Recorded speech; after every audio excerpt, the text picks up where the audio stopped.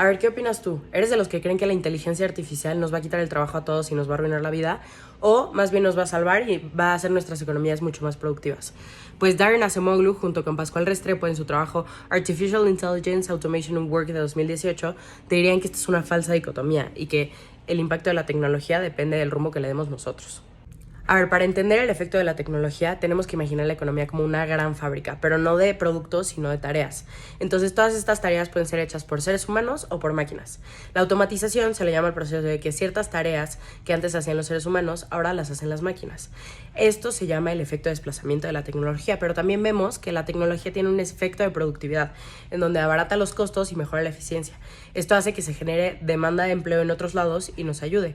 Es lo que hemos visto a lo largo de la historia, que cuando ciertas tareas se automatizan, los seres humanos tenemos una ventaja comparativa en tareas nuevas que se generan.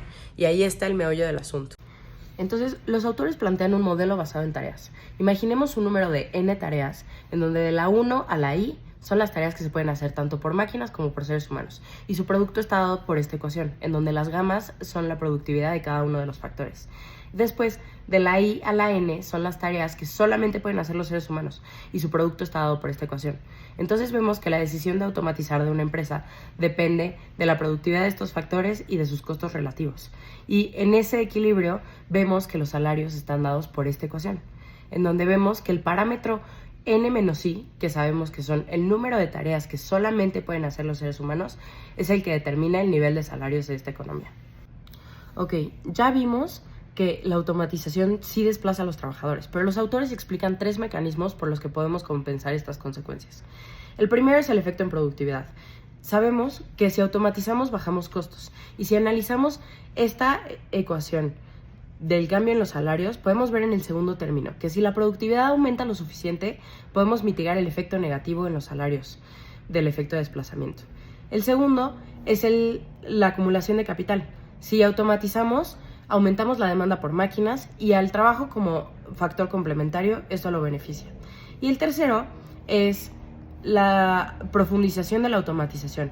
Eso significa que las tareas que ya estaban hechas solamente por máquinas ahora se vuelven más eficientes y por lo tanto aumentan los ingresos de la economía en general. El aporte más interesante de este modelo basado en tareas es cuando nos ponemos a pensar qué pasa cuando generamos estas nuevas tareas en donde los seres humanos tenemos una ventaja comparativa. Si vemos esta ecuación del cambio en el salario cuando aumenta el parámetro n, vemos que el salario está relacionado de manera positiva con esta creación y este efecto contrarresta muy fácilmente la tendencia a la baja de la automatización. Sin embargo, es un poco más complejo que eso. Acemoglu y Restrepo dividen a los trabajadores en los de baja cualificación y los de alta cualificación. Los de baja cualificación solo pueden trabajar las tareas de la I que ya habíamos establecido hasta un parámetro S, mientras que los de alta cualificación trabajan las tareas de la S a la N.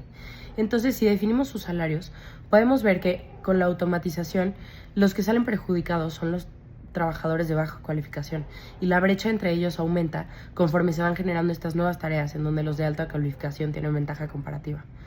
Entonces, donde hay que tener mucho cuidado es en qué tanto podemos preparar a nuestros trabajadores para que sean estos trabajadores de alta cualificación y salgan beneficiados por esta creación de nuevas tareas.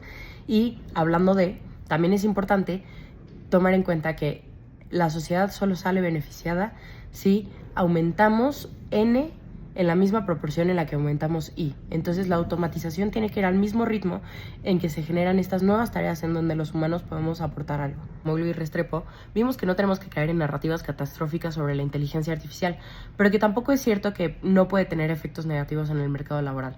Entonces, las conclusiones a las que podemos llegar es que la automatización es buena siempre y cuando vaya acompañada de esta generación de nuevas tareas en donde los humanos podemos aportar, pero que también es nuestra responsabilidad invertir en capital humano y formar a nuestros trabajadores para que se puedan beneficiar.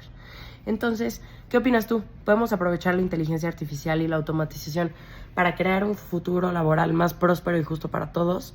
¿O caemos en el riesgo de automatizar en exceso sin generar estas nuevas oportunidades? La respuesta está en las decisiones que tomemos hoy.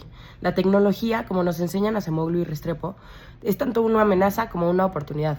Depende de nosotros elegir el camino correcto.